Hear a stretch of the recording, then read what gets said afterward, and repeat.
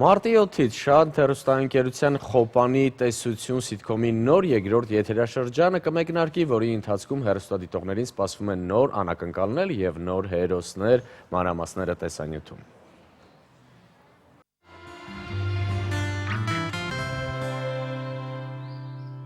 Նոր գործողություններ, նոր կերպարներ, նոր սկանդալներ Ուր գնաց, ինչ արեց Մարետան։ և նոր եթերաշրջան։ Մարդիկ այս ընթացքում գինու գործարան կբացեն, դու մի հատ գինի չես կարողանում բացել այդ տղա։ Խոպանի տեսությունը վերադառնում են նաև Խոպան գնացած հերոսները։ Սիրելի սիթքոմից սպասեք նորություններ։ Սրանից հետո դու միայն թանկանոց ուտելիքներ ես ուտելու, իմ բալա։ Երկրորդ եթերաշրջանում նախագծին են միացել Անդրանիկ Հարությունյանը և Իվետա Եդիգարյանը։ Նոր կերպարները բերել են նաև նոր ինտրիգներ և նոր արկածներ։ Ստելան ինձ շատ լավ առաջարկ արել։ Բա ես Ստելայի ցավը տանեմ։ Նույն հարկի տակ երկու տեկոր կին առաջին եթերաշրջանի հիմնական կոնֆլիկտը կշարունակվի երկրորդում։ Նոր զարգացումներով և նոր սրությամբ կոնֆլիկտը կստիպի ընտանիքներից մեկին հեռանալ մեծ ընտանիքից, սակայն ոչ շատ հեռու։ Շատ հաճելի կլինի համատեղ բնակարանում բնակվենք մենք։ Եվ այսպիսի բազմաթիվ փոփոխություններ, որոնց կծանոթանաք արդեն մարտի 7-ին և 8-ին, իսկ հաջորդիվ արդեն յուրաքանչյուր շաբաթ և կիրակի կարող եք հարմար տեղավորվել հեռուստաէկրանների առջև և հետևել արդեն ծանոթ ու սիրելի սիթքոմին նոր զավեշտալի զարգացումներին։ Սիթքոմը մեր կյանքից է, խնդիրները շատերին ծանոթ, հերոսները մեր շրջապատից։ Հանդիպման վայրն էլ ամփոփող է, Շանթ հեռուստաընկերություն։ Աշխատանքային ծանր շաբաթն ամփոփեք սիրելի հերոսների հետ ուրախ և զվարճալի արկածներով։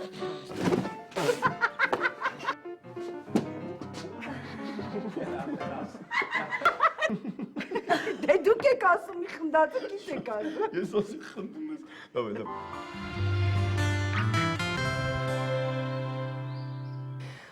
Գարնանային առաջին հանգստյան օրերը հեռուստադիտողի համար առավել ուրախ դարձնելու գործում ջանք չխնայող Խոպանի տեսության ստեղծագործական թիմը այսօր մեր տաղավարում ներկայացնում են Եվա Տատիկի դերակատար Արշալույս Ավետիսյանը, նրա թորնուհուն Սյուզին մարմնավորող Անի Մալյանը և մյուս թորանը մարմնավորող Ռուբիկի դերակատար Հայկ Պետրոսյանը։ Բարև ձեզ։ Բարի լույս ձեզ։ Բարև ձեզ։ Ինչպես եք, լավ եք։ Լավ, շնորհակալ։ Ումից սկսենք, լավ, ես հարցը տամ, դուք որոշեք ով է պատասխանել, տեսանյութից արդեն հասկացանք, որ երկու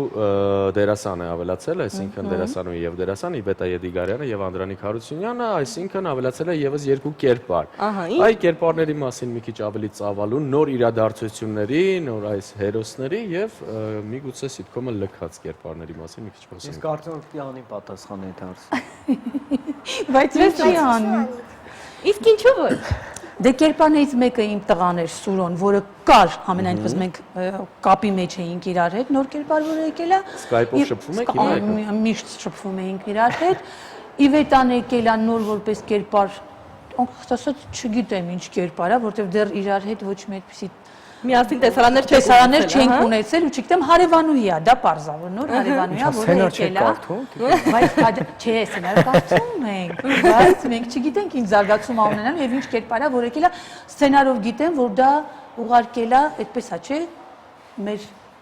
գնացած կերպարը։ Հա, բայց բացենք, հա, փակագծերը, թե։ Բացենք։ Չէ, կար, որտեղ հա սենար, դեռ չի գնացել, չէ, Հա, չենք բացում, լավ, փակագծերը չենք բացում։ Գանք ձեր կերպարներին, որպեսզի փակագծերը չբացենք եւ ինտրիգը այսպես չփչացնենք, փոփոխություն ապրել են որոշակի օրեն ձեր կերպարները, թե նույնն են։ Միայն մի պարագայում, որ տղաս վերադարձել է, չնայած ես ինքս որպես ուրախ եք, որ նա վերադարձել է, արդեն ուրախ եք։ Դեռ չգիտեմ, գիտեք, ճիշտ ասած ուրախ եմ, թե ուրախ եմ, որ վերադարձել է, հա, որովհետեւ ինչի ինչ որ ես ուզում եմ համենայն դեպս իմ տղայիս հետ հարաբերությունները դեռ այն չի։ Ռուբիկի կերպարը դու էլի փող ես ծախսում, էլի Այլի փող ծախսում եմ բան, բայց մի բանն այն զուրախացնում, որ առաջի եթերաշրջանի վերջը երբ որ մոտենում էր արդեն, Ռուբիկի մեկ էլ Աննայի կերպարի մեջ ինչ որ հետաքրքիր մտերմություն մտավ, լուրջ այդ նոր գիծ էր ինչ որ, ու ես հասկացա, որ դա ուզում ենք շարունակենք այս երկրորդ եթերաշրջանում, բայց որ ասեմ տենց գլոբալ ինչ-որ նոր փոփոխություն իմ կերպարի հետ կապված դեռ չկա, հա ինքը էլի փող ծախսում է, էլի գնում գալիս է շատ դրսում քիչ տանը, բան տենց էլի։ Իսկ պասիվություն կա քո կերպարի, չէ՞, դու ինչ որ Դե հա, տես պատմվում է էլի։ Ոչ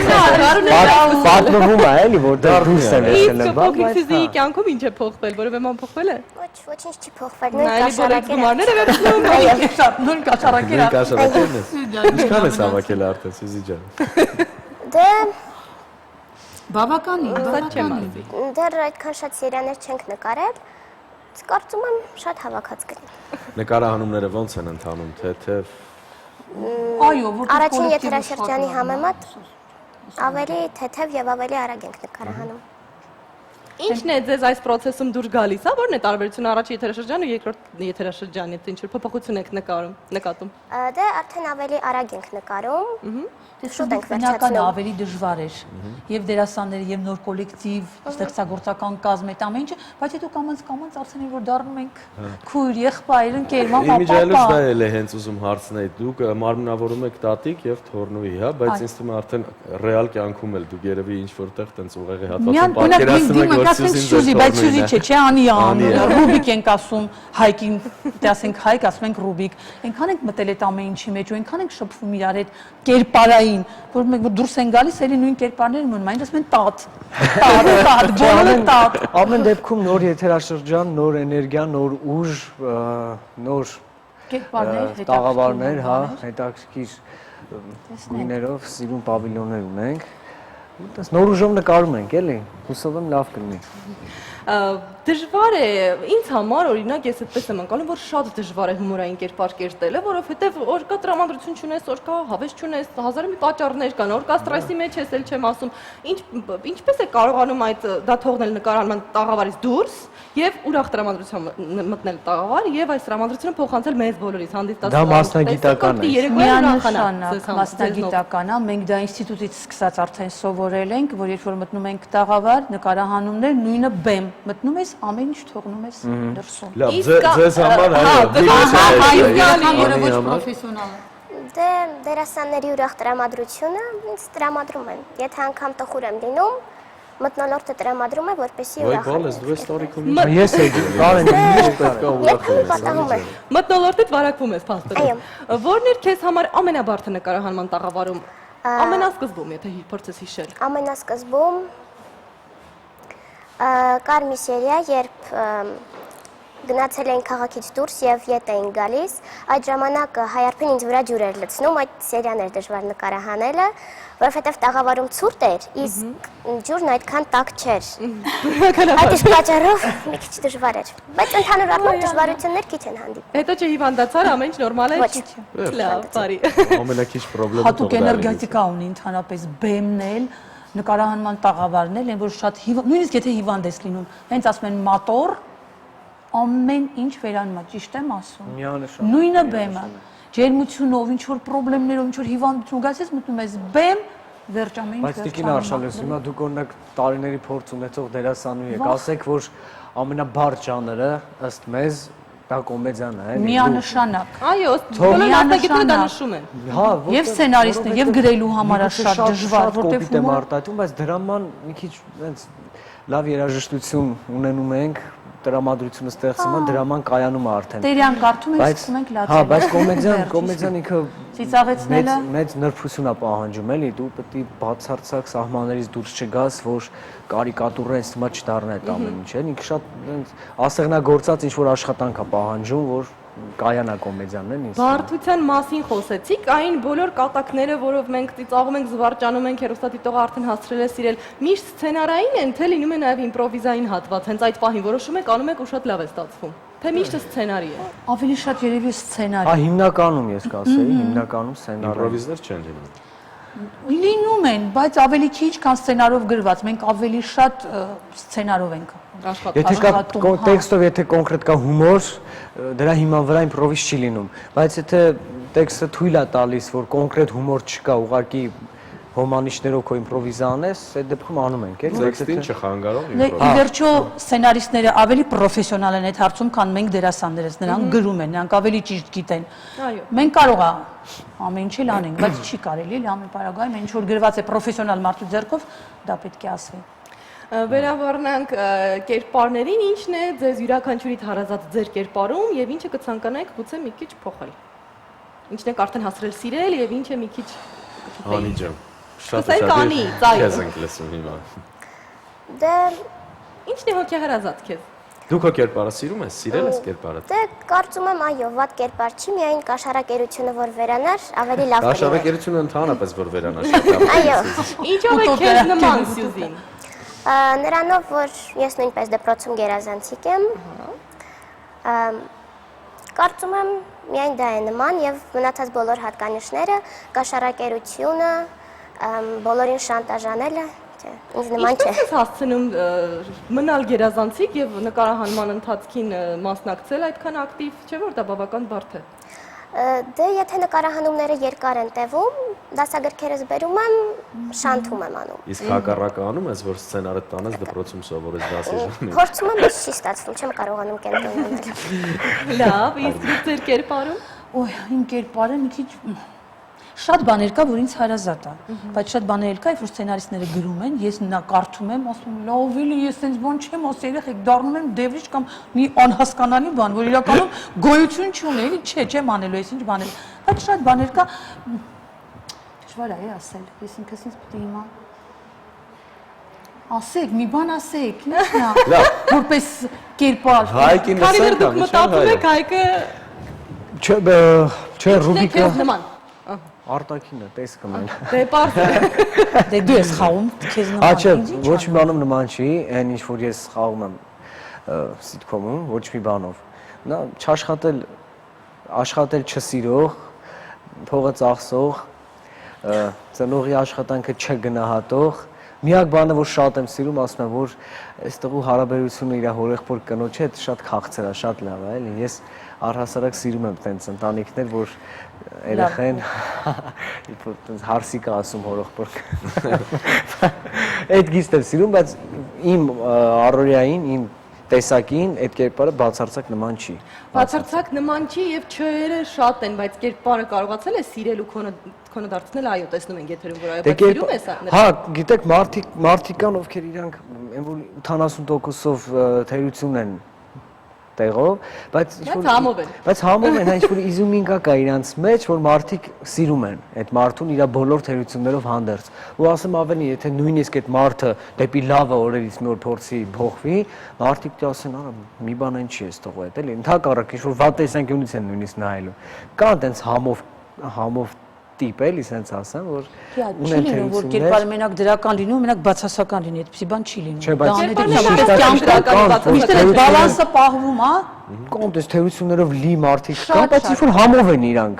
Որ բան կա իրանց մեջ, ես ուսում եմ այդ տեսակն է այս կերպարը։ Դե պարզ հումորային է, չէր կարող լինել մեկ առանց մյուսի։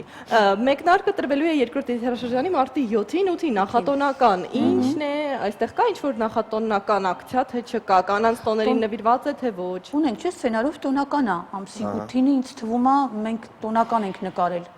մարտի 8-ին նվիրված։ Ինչպես եք վերաբերվում կանանց միամսյակին, Հայկ։ Երեք Սերգեյը բավական ծանր էր այդ փաստը ընդունում։ Մի ամիս գործ։ Կարենի ներճեմ արժե։ Իսկ դու։ Չէ, եւս մի քանի օր կնոջը մեծարելու հնարավորություն, չգիտեմ, կնոջը լավ ժամանակ։ Չէ, տխուր չէ, ուղղակի ուզում եմ մտածեմ, որ ճիշտ արտահայտում, հետո պատասխան պիտի որտեղ դառնում է ոնց որ պարտականություն լինի այդ միամսյակը։ Գիտեք ո՞րն է, ես ասենք որ համեմատեմ, օրինակ երբեք մարդը բան չի, էլի, ասենք տանը չի պարապում, չէ, բայց որ գնում ասենք մարզասրահ գումարա տալի, լավ պարապում։ Հիմա ասենք շատ շատերը տարվա ընթացքում, ասենք այն վերաբերմունքը ցույց չեն տալիս իրենց կնոջը, ինչ որ օրինակ մարտի 8-ից ապրիլի 7-ը։ Այդ ինչ որ ստիմուլ է, որ հա, սխալ եմ ասում։ Մենք դեմ ենք կանայքս կարծում եմ, ինչի անպայման մարտի 8-ից ապրիլի 7։ Նախ ողջ տարին, չէ՞, դու ողջ տարին եք ուզում։ Չէ, իրականում դա շատ է, եթե որպես այդպես պիտի նայես, հա, նվիրված կանանց, մեծարենք եւ այլ, չէ՞, պետք է ուղղակի ամբողջ տարին կարծում տիկին Աշար, դուք ինչ կասեք, շատ է բան, ինչ է դա մի կանանց մեծարել, կանանց տոն, կանանց, իսկ տղամարդիկ տղամարդկանց տոն գոյություն ունի։ Մնացյալ 11 ամիսները մենք նվիրում ենք տղամարդկանց։ Լավ էլի։ Ես